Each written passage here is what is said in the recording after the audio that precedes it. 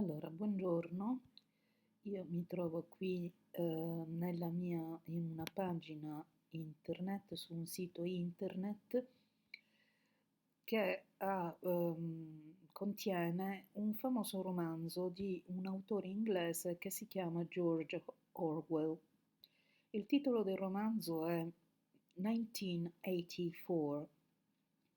Era molto famoso, era diventato molto famoso soprattutto per quegli alunni che hanno frequentato la scuola in quegli anni. È un romanzo di fantascienza o comunque viene chiamato una distopia, cioè una specie di immaginazione di una società futura.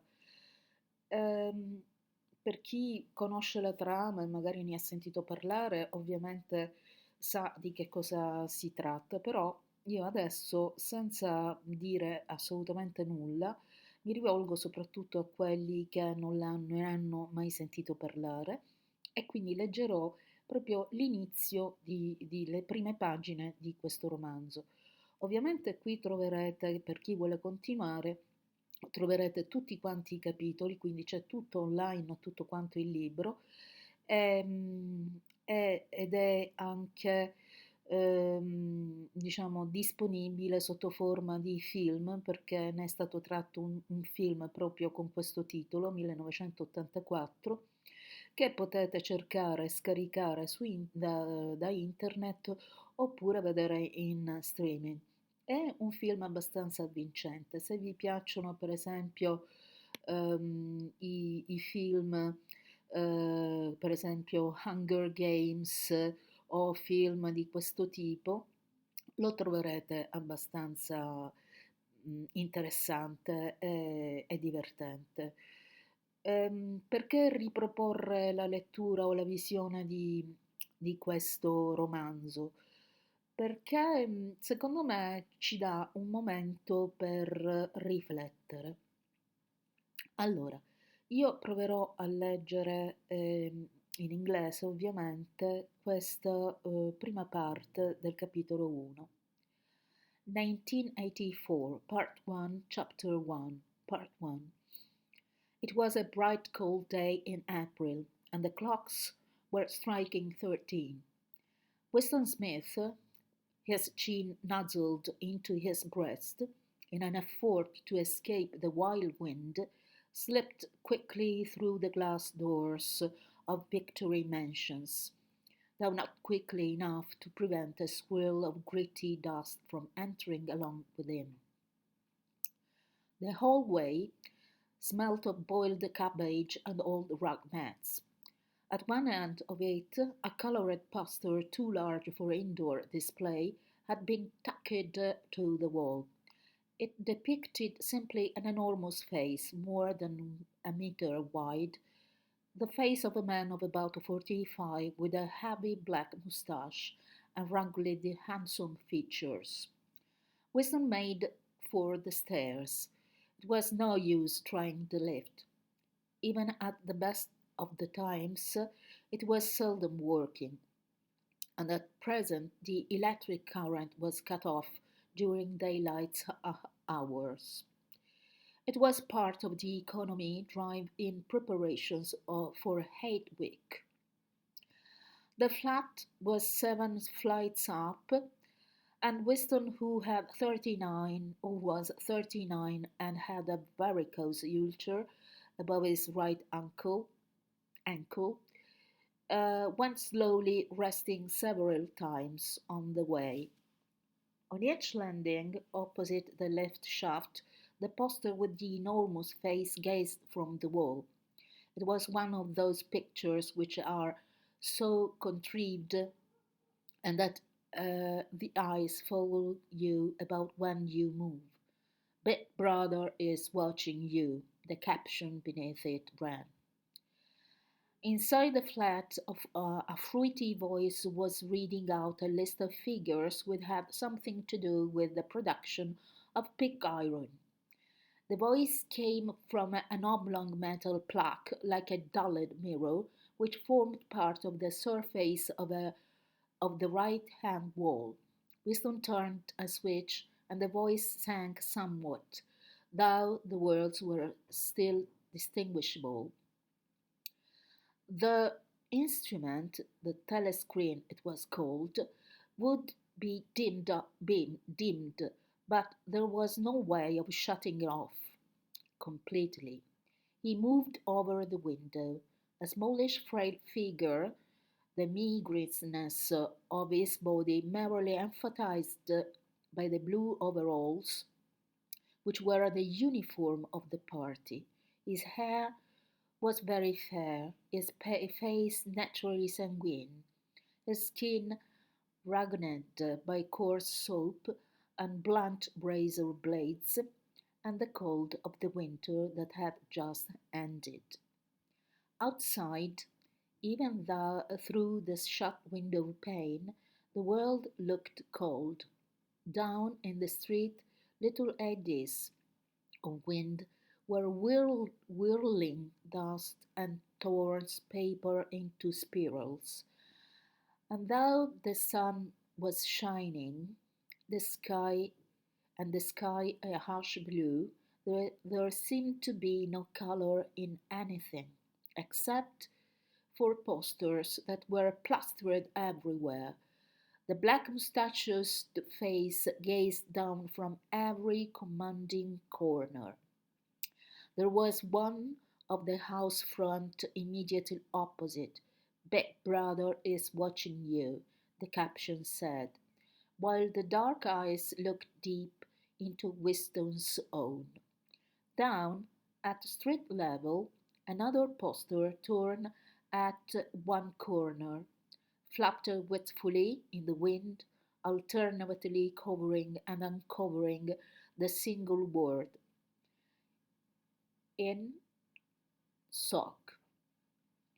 In the fair distance, a helicopter skimmed down between the roofs, hovered for an instant like a blue bottle, and darted away again with a carving flight. It was the police patrol, snooping into people's windows.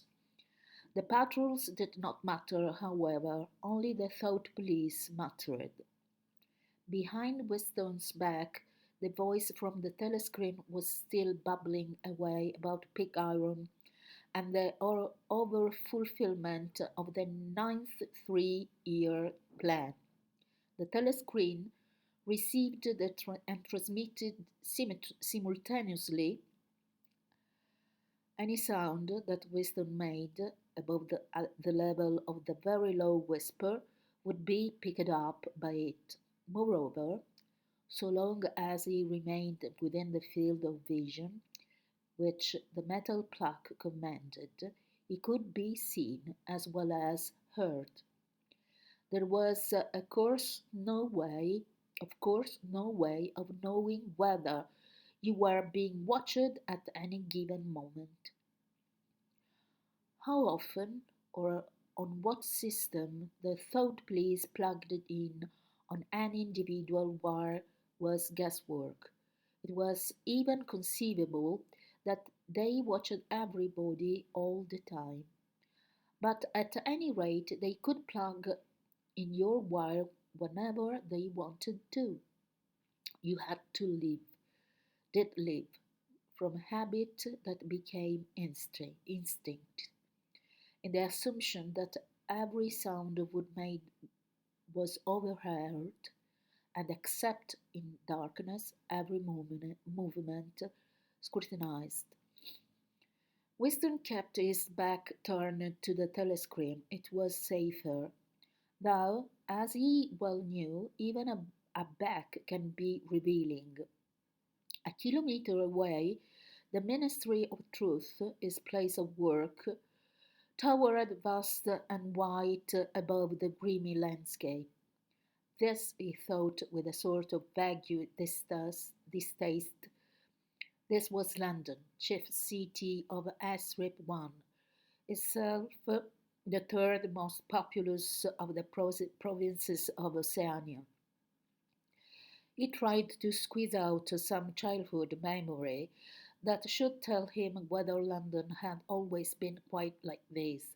Were there always these vistas of rotting 19th century houses, their sides shored up with the balks of timber, their windows patched with cardboard, and their roofs with corrugated iron, their crazy garden walls sagging in all directions, and the bombed sides where the plaster dust swirled in the air, the willow herb struggled over the heaps of rubble, and the places where the bombs had cleared a large patch and there had sprung up sordid colonies of wooden dwellings like chicken houses. But it was no use. He could not remember. Nothing remained of his childhood except a series of bright lit tableaus occurring against no background and mostly unintelligible. The Ministry of Truth, many true in newspeak, was startling different from any other object in sight. It was an enormous pyramidal structure of glittering white concrete, soaring up, terrace after terrace, 300 meters into the air. From where Weston stood, it was just possible to read, picked out on its white face in elegant lettering, the three slogans of the party. War is peace, freedom is slavery, ignorance is strength. A questo punto io mi fermo nella lettura e sottolineo questi slogan di questa società, ok? Da evidenziare.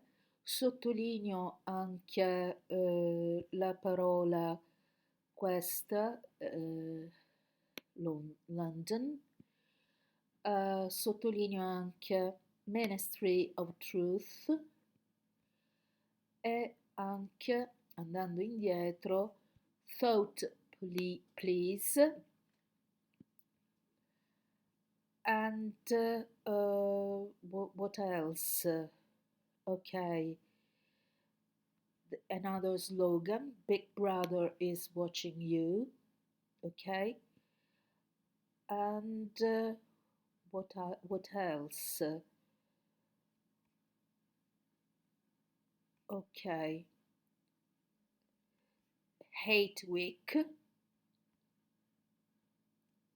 Ok, è Weston Smith che è il protagonista del romanzo. Ok, allora ci sono alcune domande che vorrei fare, ve le faccio qui oralmente, ma poi le posterò in inglese nella vostra board della vostra classe per vedere cosa avete afferrato. È chiaro che non avete afferrato tutte le parole, non sono importanti, però quello che mi interessa è ehm, avete colto l'atmosfera di questo inizio?